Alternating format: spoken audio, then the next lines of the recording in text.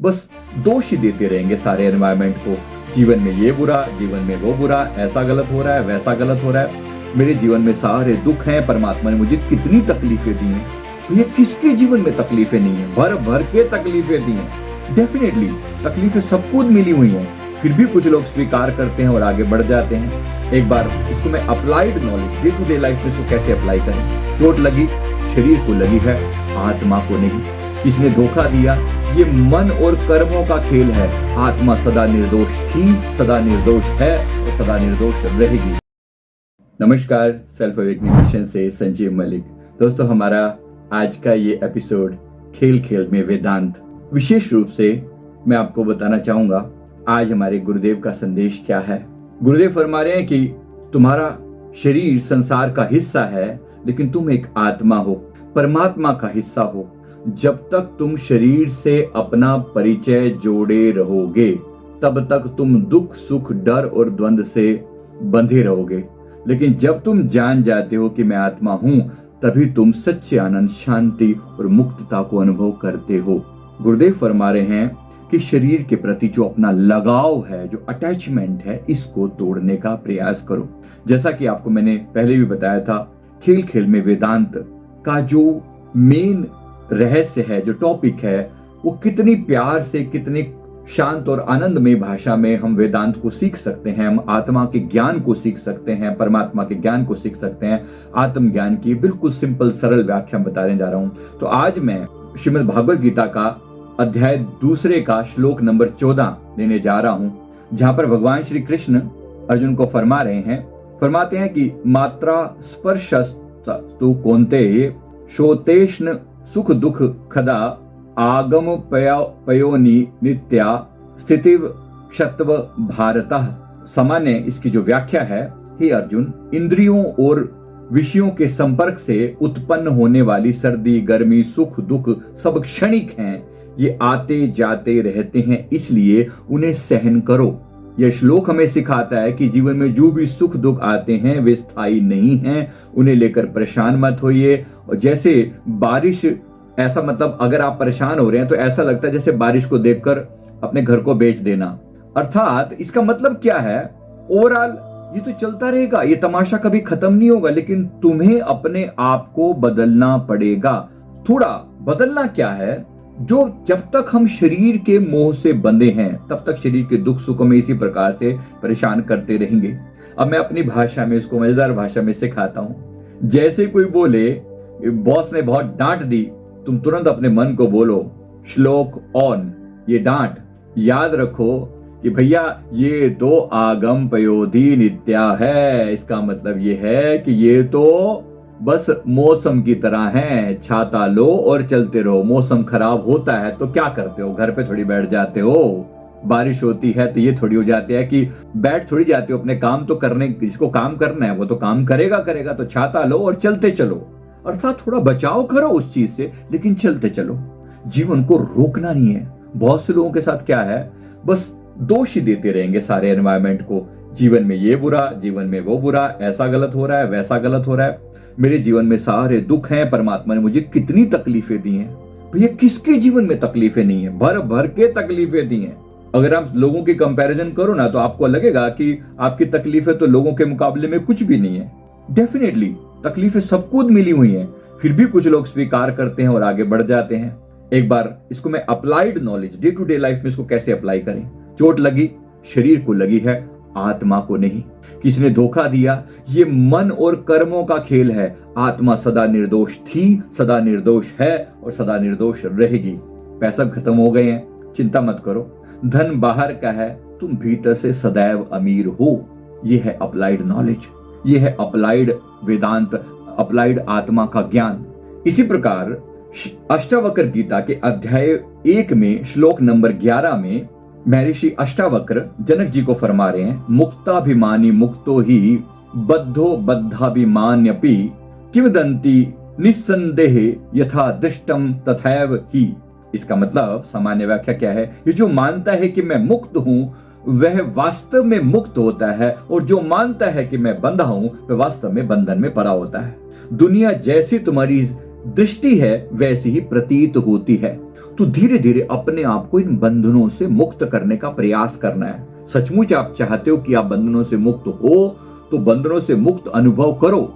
इन्होंने क्या फरमाया, मुक्ताभिमानी मुक्तो ही बद्धो बध्या मान्यपि, अर्थात जो अपने आप को बंधा हुआ मानेगा वो बंधा हुआ है। हाँ, तो लोग आमतौर पे क्या बोलते हैं, अरे मैं तो इस परिवार ने बांध रखा हूं, मैं तो इन बच्चों ने बांध ली, नहीं तो मैं तो कदे की चली गई होती। भाई चली जाओ, तुम्हें किसने रोक रखा है, किसने ना रोक रखा। कोई तुम्हें बांधने वाला नहीं है, सिवाय तुम्हारी बुद्धि के कोई तुम्हें नहीं बांध सकता। इस बात को अच्छे से याद रखो। अब समझो कोई किसी प्रकार से कोई रस्सी को अपने चारों तरफ लपेट ले और खुद से कहे कि मुझे तो इस रस्सी ने बांध रखा है। मेरे भाई, रस्सी ने नहीं बांध रखा, तेरी मान्यताओं ने बांध रखा है, तेरे विचारों ने बांध रखा है। रस्सी ने नहीं बांध रखा, रस्सी भी तेरी ही लपेटी हुई है। तो अष्टावक्र गीता बिल्कुल सीधी और स्पष्ट है।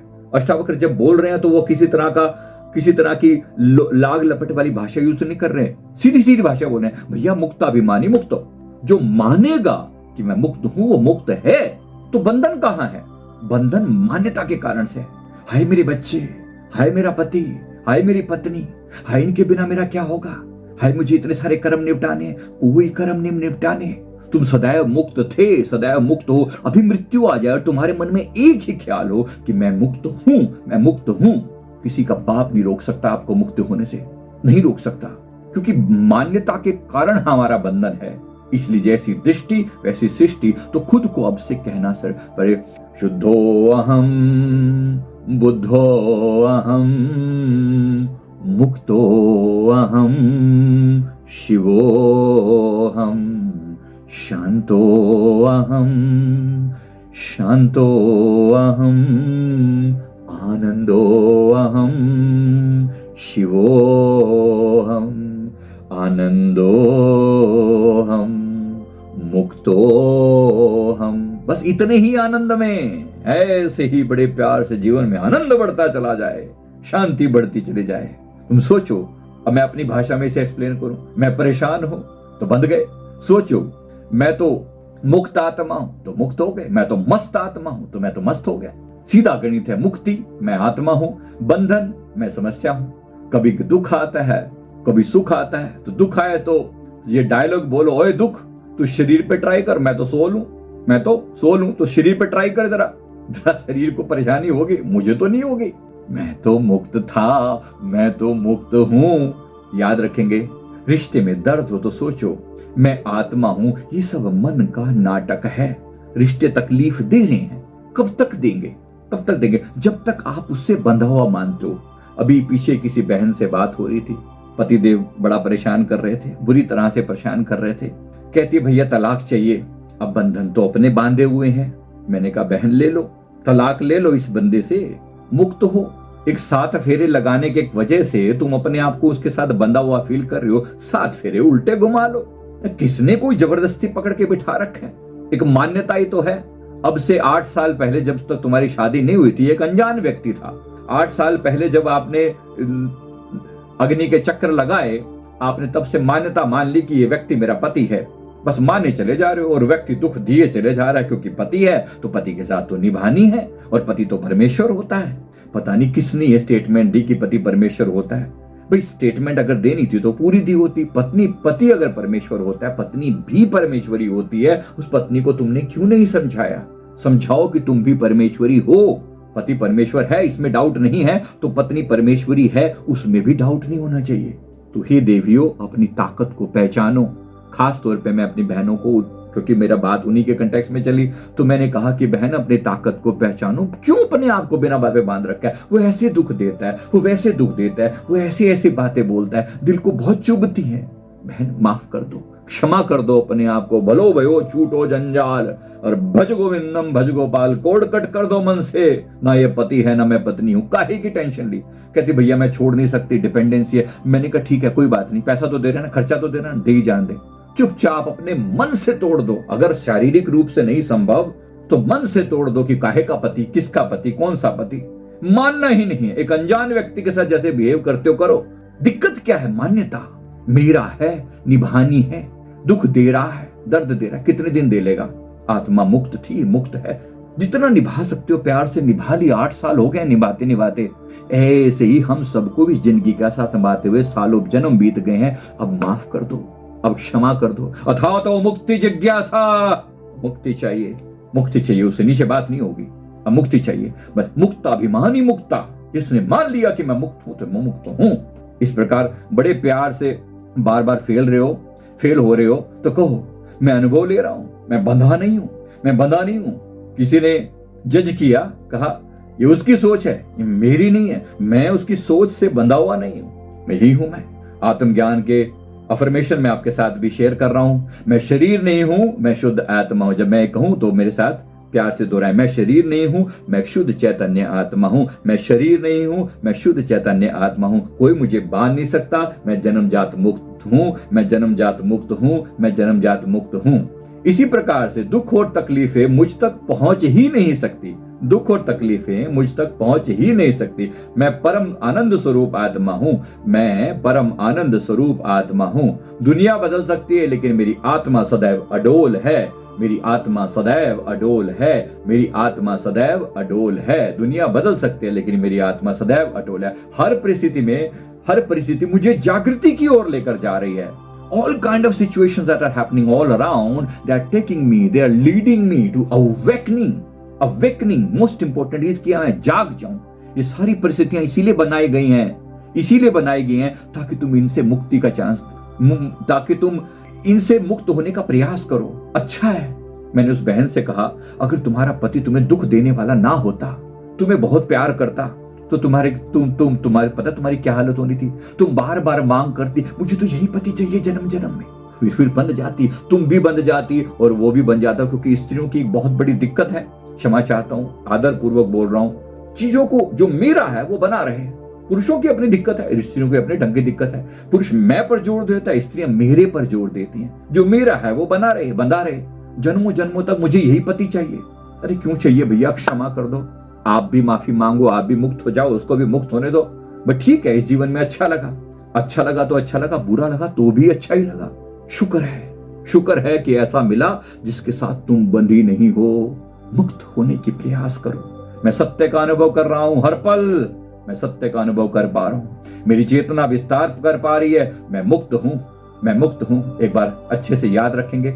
और आज लास्ट में मैं आपको बताऊंगा हंसी का, लाफ्टर योगा थेरेपी का एक लाफ्टर बताने वाला हूं। साइलेंट हंसी, साइलेंट लाफिंग कैसी होती है, अपने ऊपर हंसना, किसी पर नहीं हंस रहे। योगा ही लाफ्टर योगा है ये।